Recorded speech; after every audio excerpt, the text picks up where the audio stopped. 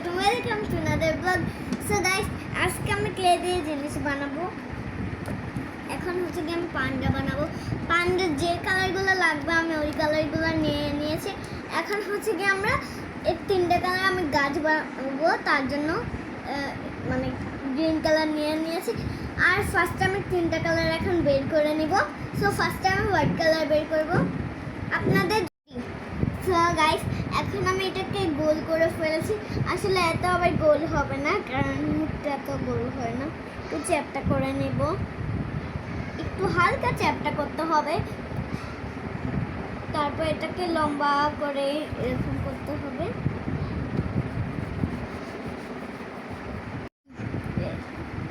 So guys, এই যে আমি এটা বানিয়ে ফেলেছি, এখন এটাও বানিয়ে ফেলেছি। এখন এটা এইভাবে করে একটু বানিয়ে ফেলবো।